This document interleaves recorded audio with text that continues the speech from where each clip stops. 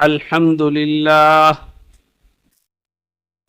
لله نحمده ونستعينه ونستغفره ونؤمن به ونتوكل عليه ونعوذ بالله من شرور أنفسنا ومن سيئات أعمالنا من يهده الله فلا مضل له ومن يضلله فلا هادي له ونشهد أن لا إله إلا الله وحده لا شريك له ونشهد أن سيدنا ونبينا وشفيعنا وسندنا ومولانا محمدا عبده ورسوله صلى الله تعالى عليه وعلى آله وصحبه وبارك وسلم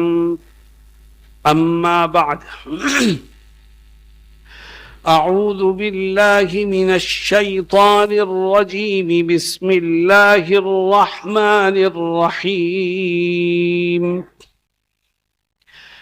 ثم أورثنا الكتاب الذين اصطفينا من عبادنا فمنهم ظالم لنفسه ومنهم مقتصد ومنهم سابق بالخيرات بإذن الله ذلك هو الفضل الكبير صدق الله مولانا العظيم.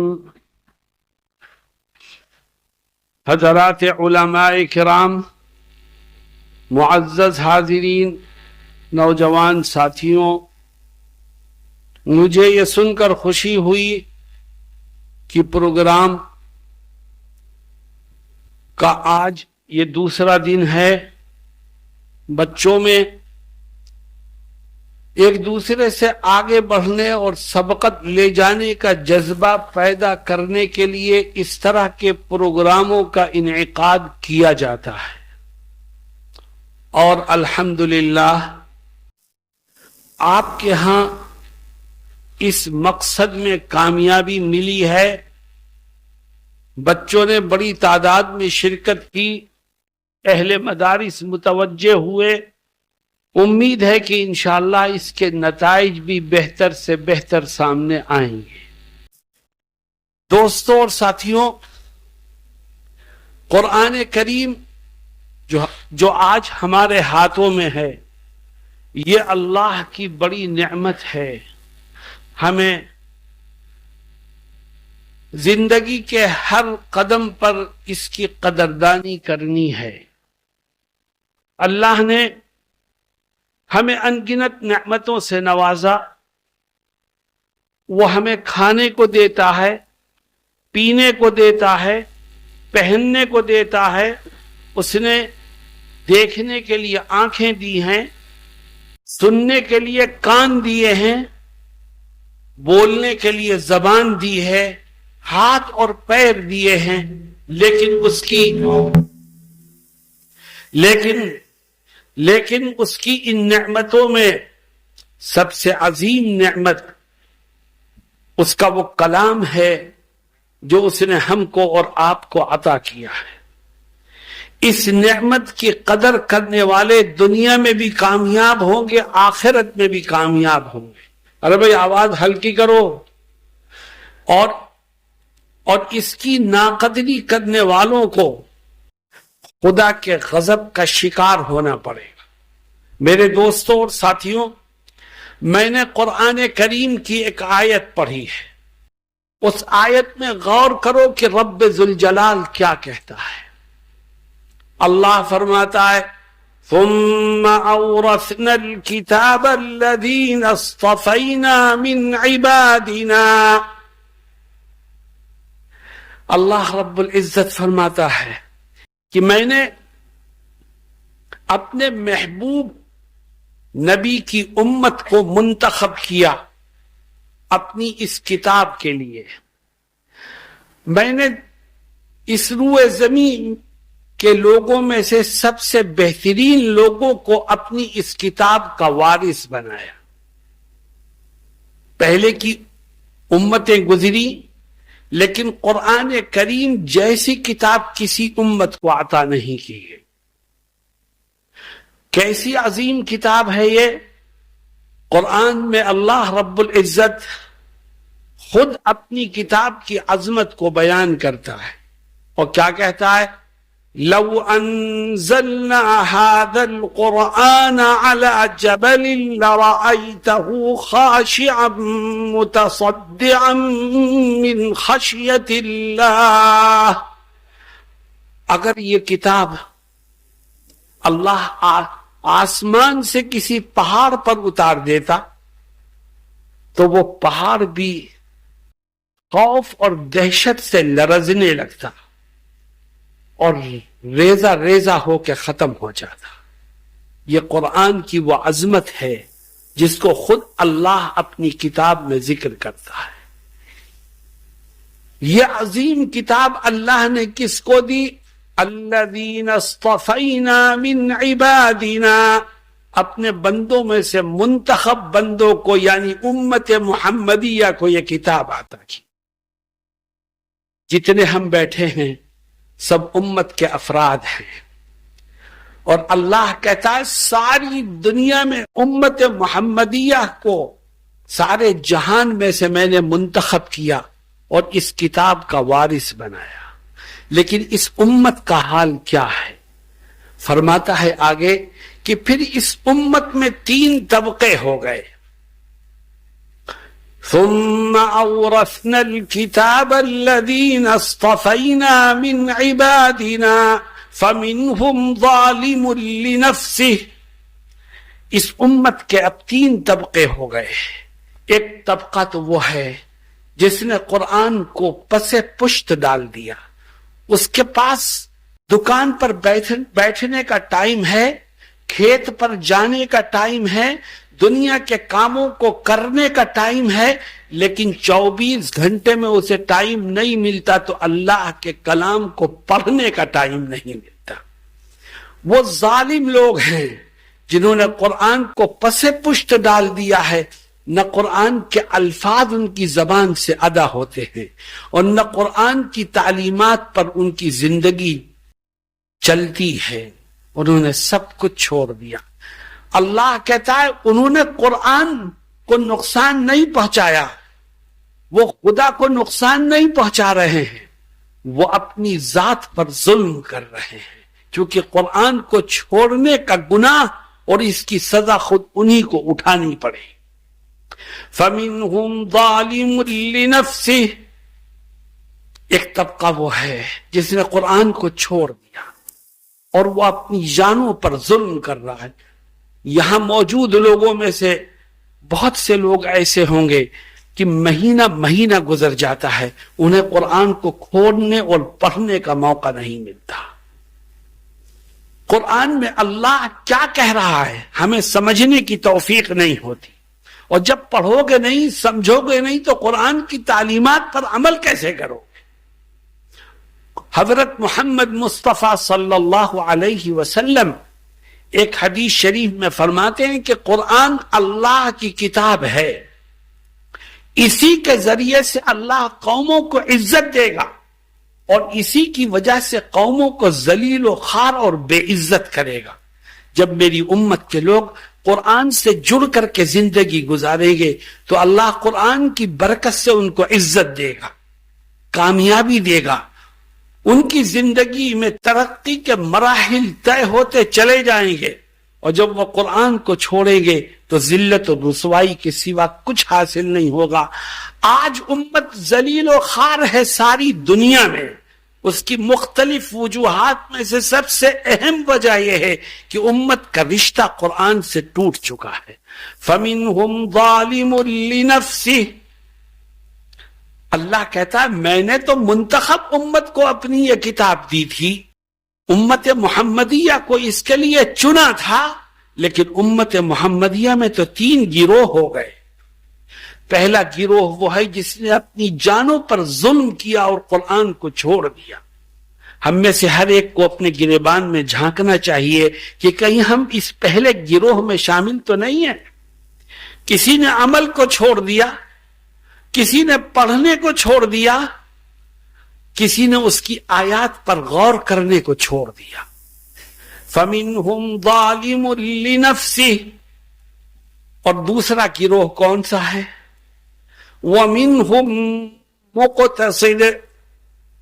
اللہ کہتا ہے کہ قرآن میں نے امت محمدیہ کو دیا, اس کو وارث بنایا, اور اس میں 3 گروہ ہو گئے. دوسرا گروہ وہ ہے جو درمیان میں کھڑا ہے. فَمِنْهُمْ ظَالِمٌ لِنَفْسِهِ وَمِنْهُمْ مُقْتَصِدٌ. درمیان میں کھڑا ہے, کوئی چیز پسند آئی تو عمل کر لیا, نہیں پسند آئی تو چھوڑ دیا. آج 99% امت کا یہی حال ہے. جو چیز ہمیں اچھی لگتی ہے اس پر عمل کرتے ہیں, اور جو ہمارے دل کو نہیں بھاتی ہم اس کو چھوڑ دیتے ہیں. قرآن کہتا ہے کہ جو چیز اچھی لگے اس پر عمل کرنا, اور جو چیز ناپسند ہو اس کو چھوڑ دینا, یہ مومن کا شیوا نہیں ہے, یہ منافق کی علامت ہے. چنانچہ اللہ کیا کہتا ہے؟ وَمِنَ النَّاسِ مَن يَعْبُدُ اللَّهَ عَلَى حَرْفٍ فَإِنْ أَصَابَهُ خَيْرٌ اطْمَأَنَّ بِهِ وَإِنْ أَصَابَتْهُ فِتْنَةٌ انقَلَبَ عَلَى وَجْهِهِ خَسِرَ الدُّنْيَا وَالْآخِرَةَ ذَلِكَ هُوَ الْخُسْرَانُ الْمُبِينُ. اللہ کہتا ہے کچھ لوگ ہیں جو اللہ کی عبادت بالکل کنارے پر کھڑے ہو کے کرتے. کوئی چیز ایسی آئی جس سے ان کو فائدہ محسوس ہوا تو جم گئے, اور کوئی چیز ایسی آئی جس سے نقصان محسوس ہوا تو وہ الٹے پیر پیچھے ہو جاتے, اپنی من چاہی زندگی گزارتے ہیں. اللہ فرماتا ہے خسر الدنیا والآخرہ, ایسے لوگ دنیا میں بھی رسوا اور ذلیل ہوں گے اور آخرت میں بھی. میرے دوستوں اور ساتھیوں, آج کچھ چیزیں ہم دین اسلام کی اپناتے ہیں اور کچھ چیزوں میں ہم غیروں کی تقلید کرتے ہیں. اللہ قرآن کریم میں ہمیں اور آپ کو کیا حکم دیتا ہے؟ فرماتا ہے یا ایھا الذین آمنوا ادخلوا فی السلم کافہ, اے ایمان والوں پورے کے پورے اسلام میں داخل ہو جاؤ. منچاہی زندگی مت گزارو. اگر منچاہی زندگی گزارو گے تو قرآن کو چھوڑنے کا آروپ آپ کے اوپر لگے گا, اور جو منچاہی زندگی گزارے گا قرآن کو چھوڑے گا تو یاد رکھو اس کو اپنے رب کے سامنے شرمندگی اٹھانی پڑے گی. قرآن کریم میں اللہ رب العزت ان لوگوں کا تذکرہ کرتا ہے جو اپنی منچاہی زندگی گزارتے ہیں. اور کیا کہتا ہے قرآن؟ کہتا ہے اے نبی, اس دنیا میں کچھ لوگ ایسے ہیں جنہوں نے اپنی خواہشات کو اپنا خدا بنا لیا ہے. آپ ان کی پرواہ مت کریں, ان کو ان کا رب دیکھ لے گا. افرأیت من اتخذ الہہ ہواہ, کیا آپ نہیں دیکھتے کہ کچھ لوگوں نے اپنی خواہشات کو اپنا خدا بنا لیا ہے, جو جی چاہتا ہے وہ کرتے ہیں. اللہ کیا کہتا ہے انہیں فکر نہیں, قرآن کیا کہہ رہا ہے انہیں پرواہ نہیں, رسول کے کیا ارشادات ہیں انہیں اس کی کوئی فکر نہیں, وہ تو اپنی منچاہی زندگی گزارتے ہیں. میرے دوستوں اور ساتھیوں, ہمیں گریبان میں جھانکنا چاہیے کہ ہم کہاں کھڑے ہیں. مسلمان کی شادی بیاہ ہو, اسے قرآن و حدیث کی کوئی پرواہ نہیں, وہ اپنی منچاہی شادی کرتا ہے جس سے معاشرے میں اس کی ناک اونچی ہو, دکھاوا کرتا ہے, ہر ایک کو راضی کرنے کی فکر کرے گا کہ شادی میں سب آ جائیں, جتنے ناراض ہیں سب کے گھروں کے چکر لگائے گا, مگر اسے پرواہ نہیں ہوتی کبھی کہ خدا اور رسول کو بھی راضی کرو. میرے دوستوں اور ساتھیوں, یہ منچاہی زندگی یہ اللہ کو بڑی ناپسند ہے. آؤ آج سے ہم طے کریں کہ شادی بیاہ کا موقع ہو یا تجارت کا موقع ہو, اپنے چہرے کو سجانے کا موقع ہو یا اٹھنے بیٹھنے کا موقع ہو, زندگی کا ہر قدم شریعت کے, اسلام کے, قرآن کے اور نبی کی سنت کے دائرے میں رہ کر کے انشاءاللہ انجام دینے کی بھرپور کوشش کریں گے. کیوں بھائی عمل کرو گے اس پر؟ ثم اورثنا الكتاب الذين اصطفينا من عبادنا فمنهم ظالم لنفسه ومنهم مقتصد ومنهم سابق بالخيرات بإذن الله. تیسرا گروہ دیکھو، پہلا گروہ وہ تھا جس نے قرآن جیسی نعمت کو پس پشت ڈال دیا. اس کو قرآن سے مطلب نہیں، نہ اس کی تلاوت کا وقت ہے اس کے پاس، جو اس پر عمل کی فکر اس کے دل میں ہے. فَمِنْهُمْ ظَالِمٌ، وہ تو ظالم لنفسہ ہی ہے. اور دوسرا گروہ وہ تھا جو بیچ میں کھڑا ہے، جو چیزیں اچھی لگی اس پر عمل کر لیا، جو اچھی نہیں لگی اسے چھوڑ دیا. مگر تیسرا گروہ ایک اور ہے، وَمِنْهُمْ سَابِقٌ بِالْخَيْرَاتِ بِإِذْنِ اللَّهِ. اللہ کہتا ہے اسی امت محمدیہ میں ایک تیسرا گروہ وہ ہے کہ جس کے سامنے جب قرآن کا کوئی حکم آتا ہے تو وہ اس پر عمل کرنے کے لیے دوڑ پڑتے ہیں. ہر وقت سابق بالخیرات باذن اللہ، خیر کی باتوں پر، اللہ کی رضامندی پر والی باتوں پر، نبی کی تعلیمات پر عمل کرنے کے لیے ہر وقت تیار ہے. یہ تیسرا گروہ ہے. میرے دوستوں اور ساتھیوں، پہلے گروہ کو تو ظالم کہہ دیا، دوسرے گروہ کے لیے کوئی بات قرآن نے نہیں کہی، لیکن تیسرے گروہ کے لیے کچھ وعدے کیے. وَمِنْهُمْ سَابِقٌ بِالْخَيْرَاتِ بِإِذْنِ اللَّهِ ذَلِكَ هُوَ الْفَضْلُ الْكَبِيرُ.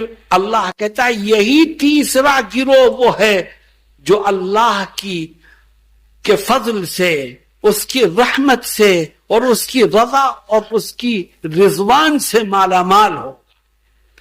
یہی وہ تیسرا گروہ ہے جس کو خدا اپنی رحمتوں سے نوازے گا. کون سی رحمتیں ملیں گی؟ کون سی نعمتیں ملیں گی؟ جنات عدن يدخلونها يحلون فيها من أساور من ذهب ولؤلؤا وَلِبَاسُهُمْ فِيهَا حَرِيرٌ. اللہ کہتا ہے یہی وہ تیسرا گروہ ہے جس کو جنت کی انگنت نعمتوں سے میں مالا مال کروں. دوستو، میں آپ سے پوچھتا ہوں، میری بات کو سمجھ کے جواب دینا. ہر ایک جواب میں اپنی بات کہے. یہ بتاؤ کہ تم پہلے گروہ میں شامل ہونا چاہتے ہو یا دوسرے میں؟ بولو بھائی. اللہ ہمیں پہلے گروہ سے بھی بچائے، اللہ ہمیں دوسرے گروہ سے بھی بچائے. آؤ آج ہم عہد کرتے ہیں کہ انشاءاللہ ہم اپنے آپ کو تیسرے گروہ میں شامل کرنے کی بھرپور کوشش کریں گے. وَمِنْهُمْ سَابِقٌ بِالْخَيْرَاتِ بِإِذْنِ اللَّهِ وَمِنْهُمْ سَابِقٌ بِالْخَيْرَاتِ بِإِذْنِ اللَّهِ.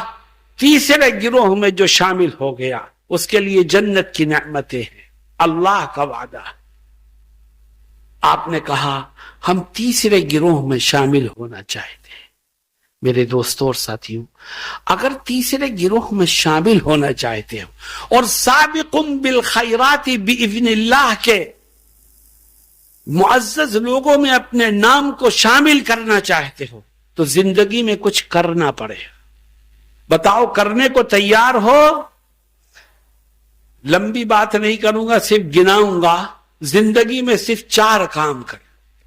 جس نے یہ 4 کام کیے خدا اس کو سابق بالخیرات باذن اللہ میں شامل فرمائے. وہ 4 کام ہیں کیا؟ سب سے پہلا کام، یہاں علماء بھی ہیں، عوام کا مجمع بھی ہے، چھوٹے بھی ہیں، بڑے بھی ہیں. میں جو باتیں کہہ رہا ہوں اس کو دلوں میں بٹھانے کی کوشش کرو. اللہ مجھے بھی عمل کی توفیق عطا فرمائے اور آپ میں سے ہر ایک کو سابق بالخیرات باذن اللہ میں شامل فرمائے.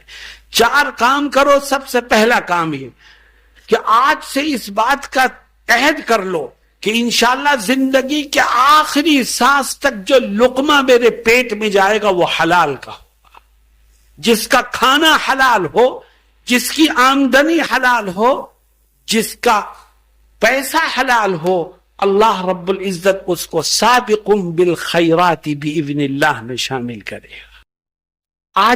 آج ہم پیسہ کمانے کی فکر کرتے ہیں، لیکن حرام و حلال کا فرق ایسا لگتا ہے کہ ہمارے دلوں سے نکل چکا ہے۔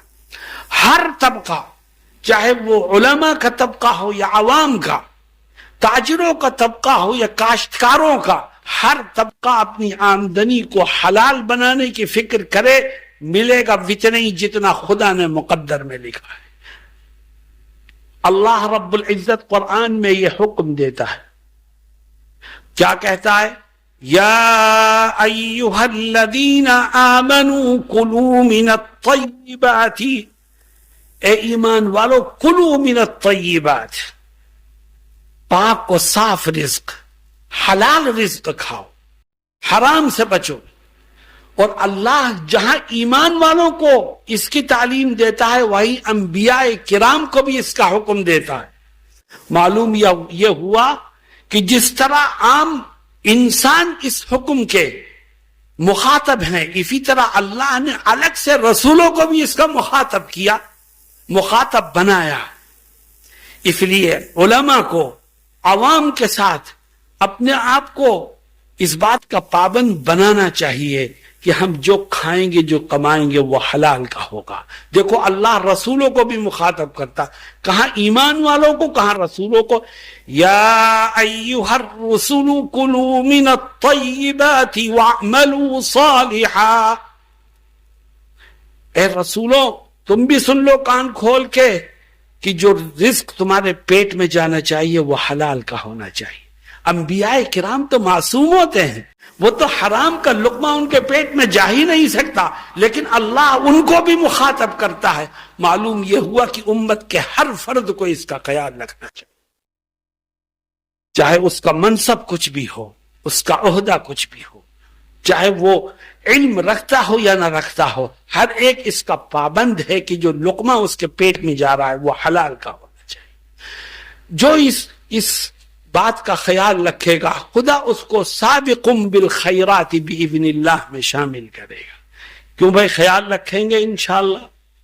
نمبر 2، اگر سابقم بالخیرات باذن اللہ میں شامل ہونا چاہتے ہو تو ایک دوسرا کام کرو، اور وہ دوسرا کام یہ ہے کہ آج سے طے کر لو کہ انشاءاللہ زندگی کے آخری سانس تک میں اپنے دل میں کسی کے لیے حسد اور دشمنی نہیں رکھوں گا۔ جو اپنے دل کو صاف رکھے گا اللہ اس کو سابقم بالخیرات باذن اللہ میں شامل فرمائے گا۔ آج یہ بیماری امت میں سرایت کر چکی ہے، اور علماء کا طبقہ ہو کہ عوام کا، سب اس مرض میں برابر کے شریک ہے۔ میرے دوستوں اور ساتھیوں، یہ دل کی بیماری ہے، اور قرآن کیا کہتا ہے؟ کہتا ہے تم نے ٹوپی لگا لی، داڑھی بڑھا لی، سر پہ پگڑی باندھ لی، علامہ ہو گئے، تم نے اپنے ظاہر کو درست کر لیا، یہ بتا تو نے اپنے باطن کو بھی صحیح کیا کہ نہیں کیا؟ وَذَرُوا ظَاهِرَ الْإِثْمِ وَبَاطِنَهُ ان الذين يكسبون الاثم سيجزون بما كانوا يقترفون۔ اپنے ظاہر کو بھی درست کرو اور اپنے باطن کو بھی درست کرو۔ میرے دوستوں اور ساتھیوں، دل کے اندر حسد کی دنیا آباد ہے۔ ہم اپنے دل کے عیوب کو اپنے جیسے انسانوں سے چھپا سکتے ہیں، پر اپنے رب سے چھپانے میں کامیاب نہیں ہو سکتے۔ جناب رسول اللہ صلی اللہ علیہ وسلم ایک صحابی کو مخاطب کر کے دل کو صاف رکھنے کی تلقین کیسے کرتے ہیں؟ کہتے ہیں یا بنی ان قدرت ان تصبح وتمسی وليس في قلبك غش لاحد فافعل۔ اے میرے بیٹے، تیری صبح اور تیری شام ایسی گزرنی چاہیے کہ تیرے دل میں کسی کے لیے برائی، حسد، کینہ، کپٹ نہ ہو۔ اور پھر آگے کیا کہتے ہیں؟ آگے کیا کہتے ہیں؟ کہتے ہیں صرف مسواک کرنا ہی میری سنت نہیں ہے، صرف داڑھی رکھنا ہی میری سنت نہیں ہے، صرف داہنے ہاتھ سے کھانا اور پینا ہی میری سنت نہیں ہے، بلکہ دلوں کو صاف رکھنا بھی میری سنت ہے۔ وَذَلِكَ مِن سُنَّتِي وَمَنْ أَحَبَّ سُنَّتِي فَقَدْ أَحَبَّنِي وَمَنْ أَحَبَّنِي كَانَ مَعِيَ فِي الْجَنَّةِ أو كما قال صلی اللہ علیہ وسلم۔ تو میرے دوستوں اور ساتھیوں، آؤ آج سے ہم طے کریں کہ ہم اپنے دل کو حسد، کینہ، دشمنی سے انشاءاللہ پاک کو صاف رکھنے کی بھرپور کوشش کریں۔ جو دلوں کو صاف رکھے گا، سابقم بالخیرات باذن اللہ میں اس کا نام شامل ہو جائے۔ نمبر 3، اگر سابقم بالخیرات باذن اللہ میں شامل ہونا چاہتے ہیں تو ایک تیسرا کام بھی کرو میرے دوستوں اور ساتھیوں۔ وہ تیسرا کام یہ ہے کہ 24 گھنٹے میں سے تھوڑا سا وقت نکال کر تنہائی میں اپنے رب کو یاد کر کے آنسوؤں کے 2 قطرے بہا لیا گا۔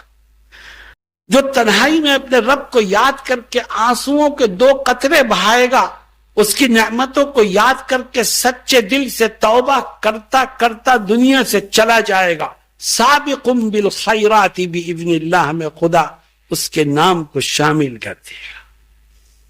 میرے دوستوں اور ساتھیوں، آج ایسا لگتا ہے کہ گناہوں کو یاد کر کے رونا ہم بھول گئے، ہماری آنکھوں میں آنسو آنا چاہتا ہی نہیں ہے، حالانکہ اللہ کے رسول حضرت محمد مصطفیٰ صلی اللہ علیہ وسلم دعا کرتے کہ اللہ مجھے رونے والی آنکھیں عطا فرما، اللہم ارزقنی عینین حطالتین تسقیان القلب بذروف الدمع من خشیتک قبل ان تکون الدموع دما والاضراس جمرا۔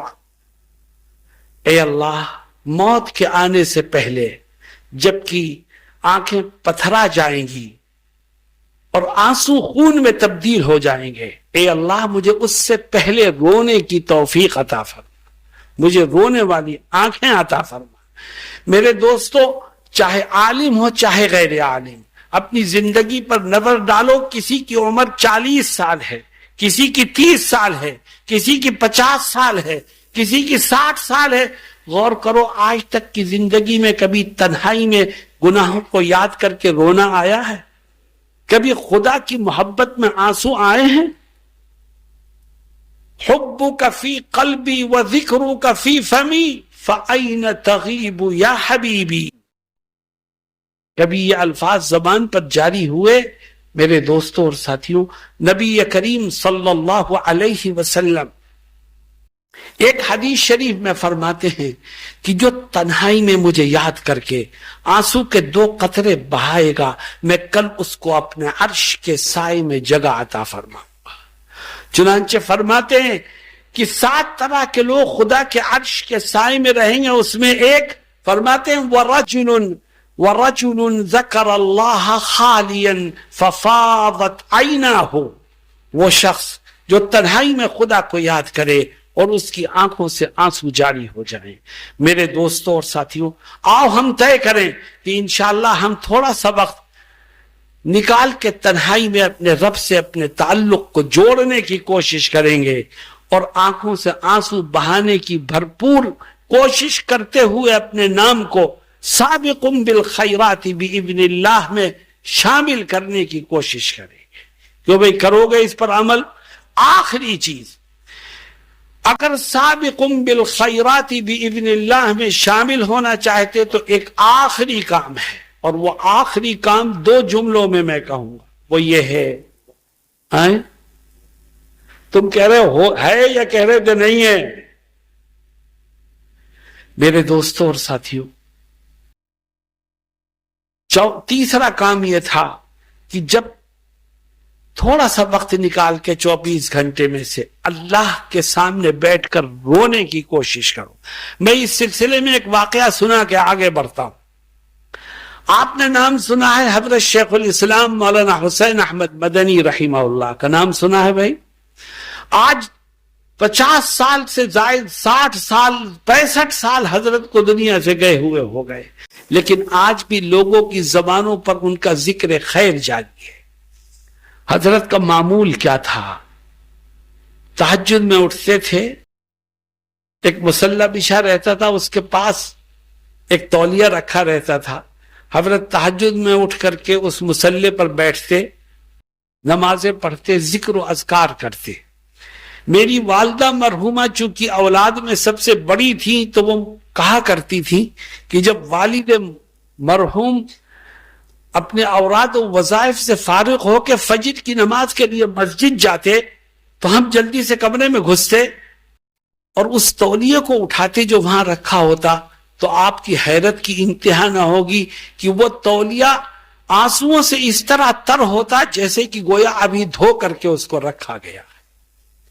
میرے دوستوں اور ساتھیوں، ہم اپنی ان بزرگوں کی زندگی پر غور کریں جن کا ہم نام لیتے ہیں، کہ ان کا نام تو لیتے ہیں لیکن ان کی زندگی کی کوئی جھلک ہمارے اندر ہے کہ نہیں ہے؟ اگر نہیں ہے تو ہمیں اپنے اندر پیدا کرنے کی کوشش کرنی چاہیے۔ لہذا طے کرو کہ تھوڑا سا وقت نکال کر کے تنہائی میں اپنے رب کو یاد کر کے اس سے اپنے تعلق کو مضبوط کرنے اور اس کی یاد میں آنسو بہانے کی بھرپور کوشش کریں گے۔ جو اس پر عمل کرے گا خدا سابقم بالخیرات باذن اللہ میں اس کے نام کو شامل کر دے گا۔ آخری کام، اگر سابقم بالخیرات باذن اللہ میں شامل ہونا چاہتے تو ایک چوتھا کام، اور وہ چوتھا کام یہ ہے کہ آج سے طے کر لو کہ انشاءاللہ زندگی کے آخری سانس تک اٹھتے بیٹھتے چلتے پھرتے کھاتے پیتے نبی کریم صلی اللہ علیہ وسلم کی ایک ایک سنت پر عمل کروں گا۔ جو آقا کی سنت پر عمل کرتے کرتے دنیا سے جائے گا وہ خدا کا محبوب بن جائے گا۔ اور بتاؤ جو خدا کا محبوب بنے گا اس کا نام سابقم بالخیرات میں آئے گا کہ نہیں آئے گا؟ اللہ کیا کہتا ہے؟ قل ان کنتم تحبون اللہ فاتبعونی یحببکم اللہ ویغفر لکم ذنوبکم۔ اے نبی پوچھئے لوگوں سے کہ یہ مخلوق اپنے رب سے محبت کرتی ہے کہ نہیں کرتی؟ وہ رب جو انہیں کھانے کو دیتا ہے، پینے کو دیتا ہے، جو ہر ضرورت پر ان کے کام آتا ہے، ان سے پوچھئے کہ ان کو اپنے رب سے محبت ہے کہ نہیں۔ کون کہے گا نہیں ہے؟